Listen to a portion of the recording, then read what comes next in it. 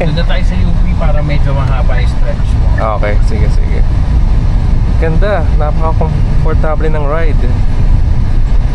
Though mas malaki siya ng konti sa Coolray, lalo na yung nose niya.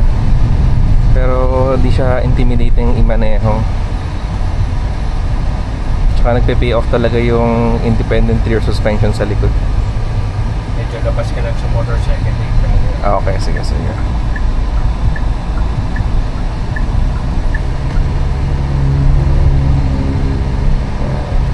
Okay, dun tayo mag-U-turn para ma-feel mo yung comfort niya pagka mga rough road.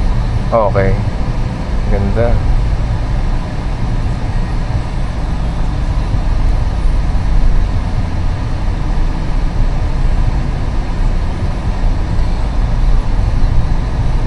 Ganda rin ang feels ng steering wheel niya.